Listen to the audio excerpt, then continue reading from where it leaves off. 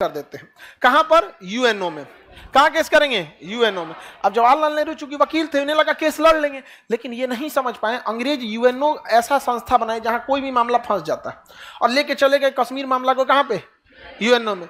अब पाकिस्तान कहता है कि हम यहां जनमत संग्रह कराना चाहते हैं, यहां के लोगों से पूछना चाहते हैं तुम कहां रहना चाहते हो, हम लोगों से मिलना चाहते हैं, कहां रहना चाहते। लेकिन हरि सिंह जब साइन किए थे ना, तो शेख अब्दुल्ला एगो खचरा था, उसने 370 जोड़वा लिया था।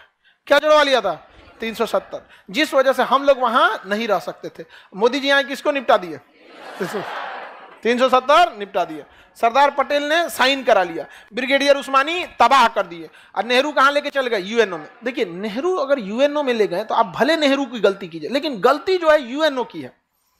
यूएनओ छाती पीट के चिल्लाता है यूक्रेन में क्या हो गया, यूक्रेन, अरे सीरिया में क्या हुआ था, अफगानिस्तान में घुस के मारे लोग, क्या हुआ था अफगानिस्तान में, इराक में क्या किया, सब तबाह कर दिया सब इराक में।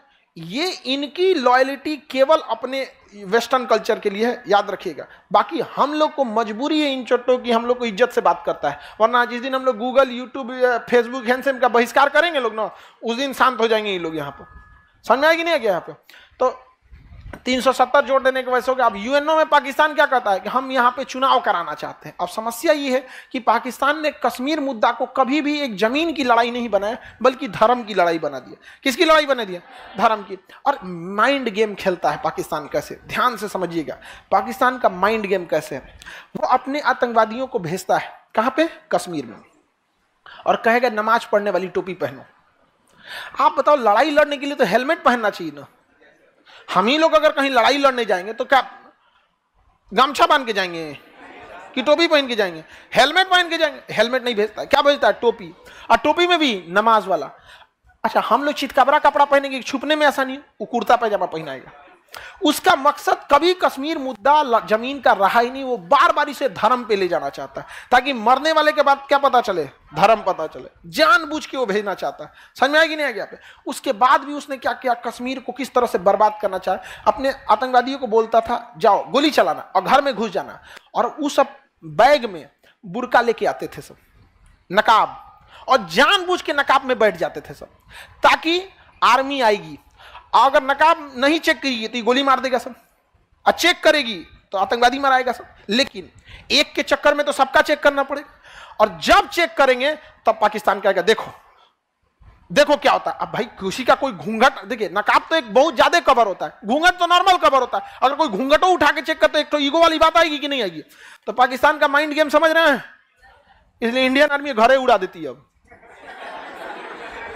तो भाई कैसे मजबूरी हो गई थी कि नहीं, इसलिए आर्मी ने भी अच्छा उपाय किया। रात में घर में घुसेंगे ना, चारों ओर से घर में घेर लेती है, जा चारों ओर से जीप गाड़ी लगा के, बुलेट उठ लगा, हाँ दिन हो जाने दो, क्योंकि रात में कार्रवाई होगा, फिर पाकिस्तान बवाल करेगा यहाँ पे। अब दिन हो जाएगा, पूरे मोहल्ले वाले जुट जाएंगे, आराम से बोला जाएगा इंडियन आर्मी है यहाँ पर, आपको घबराने की जरूरत नहीं है।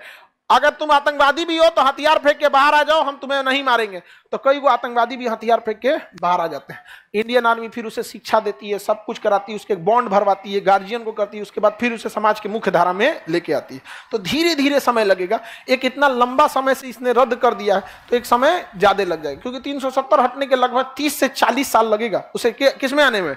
मुख्य धारा में आने में। तो पाकिस्तान ने कश्मीर का वह हिस्सा कब्जा कर लिया जो हरि सिंह के साइन नहीं किया था जब तक, और इस एरिया को कहते हैं पाक ऑक्युपाइड कश्मीर। क्या कहते हैं? पाक